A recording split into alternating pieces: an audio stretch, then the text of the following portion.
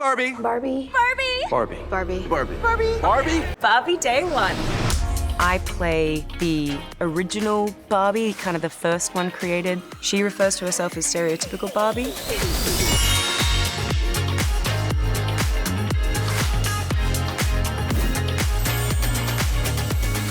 She says it in the movie, like, I'm the Barbie you think of when somebody says, think of a Barbie, that's me.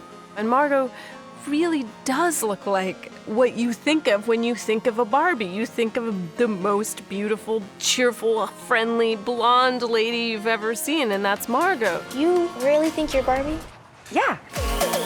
When I first heard it was going to be Margot, it was obviously amazing because she is such an incredible actor. We started discussing what makes a doll, what makes our language, how to approach it, with none of us knowing what it may be. Let's do this.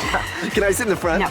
I immediately bought 24 books about the history of Barbie, books about modern-day Barbies. There are books on how Barbies influence generations of girls and people. We originally played around a lot with a more doll-like look, trying to like have subtle contouring in where her like joints would be if she was a doll. Maybe face was lighter than the body. And ultimately, it was like a fun idea, but you didn't really want to look at that for 2 hours. Best if you don't think about it too much. So we went back to the idea of just every Barbie and every Ken should look like the most beautiful, pretty version of themselves. Greta and I were discussing at first that possibly she would just have one look. And then very quickly, as we started discussing the story more and more, we realized really that she needs to have many, many different looks and basically depict many types of stereotypical Barbie. Yes!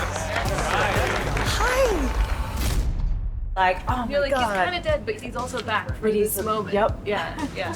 So good. This looks amazing. This is day 4 or 5 of tests to determine, which camera we wanted. Looking at the colors on Margot and looking at the makeup and making sure that it's Barbie perfect. It's perfectly perfect. Just seeing sort of like, how does it look on camera? How does it look against the colors we've already chosen? And then always asking myself, like, when I was 5, what did I want to look like? And probably the answer is like a mermaid, unicorn, princess. So anything that looks like that. The magic of Barbie dolls is that everything is just slightly more perfect than what you'd want in the real world. It was about sort of achieving that creamy glowiness. It looked painted in the best way. So it looks natural, but it's not. Simple eye with simple natural eye shape is what's most doll-like. Simplicity is just what makes your eye look bigger. And then I think mascara is very, very important because that makes all the eyelashes and the shape of a doll with those kind of very defined eyelashes. She's put on mascara and It's lipstick, slightly, yes. and then sometimes she puts on lipstick depending on an outfit. Depending on the outfit. The lipsticks changed to whatever we thought was good with clothes. Also, a lovely nude lips is what Barbie Margot had, and lots of Barbies had simple, beautiful lipstick color. The flatness of the whole makeup and the perfection of it all without too much contouring, that was quite important. It's very, very simple and clean. And that, to me, in my mind, that's what dolls look like. You look so beautiful, Barbie. Thanks, Barbie. I feel so beautiful. I think what it needs to be so that making Margot's wigs to have more. Oh, yeah. Bump up here. Yes. This still feels too yellow. Yeah. Of course, having the impossible hair is such a Barbie thing, and so we just these amazing, gorgeous wigs with hair down to the waist. It's impossibly voluminous, but a really pretty color. We spent at least a year looking at stuff and talking about how we wanted it to be, and so much of it is the hair.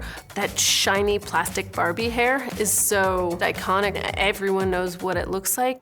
So cool. Yeah. We went through different versions of weaving plastic hair into regular wig hair. Ivana actually made a whole wig of it for Margot. It was very interesting trying to find the right shade of blonde. I started off with the color that the first 1950s Barbie is, which is quite a yellow blonde. And in fact, we kept that one because we do see her as a 1950s Barbie in a stripy black and white swimsuit. So we kept that color, but we didn't want her to have that color all the way through. Barbie changed everything. Then she changed it all again. They were gonna do another version of the wig that has more platinum in it and less yellow. They're calling it Grace Kelly blonde, but I think it looks really luxe but fun at the same time, which is always the needle we're trying to thread. We basically allocated all of her 14 wigs and 14 different looks to different costumes. It all started from knowing how Greta wanted her to wake up in scene 1 on a good day and what we wanted from the bad day, and eventually joins the real world and stops being a doll. And I suddenly thought, well, then she has to have normal world hair. So then was another wig to make and another look to make when she becomes just an ordinary girl. Hi. It's incredible to see the progression of the whole looks. And when you look back and when you revisit all the different looks and when the film is put together, we will suddenly see huge differences between the looks, and that will be fun, I think. It was a fun process just to figure out what the look would be on screen, and I just felt so pretty every day. I felt so pretty as Barbie, just like with the wigs and all this hair and professionals doing your makeup, and just, yeah, really, I felt great every day. And that's a wrap.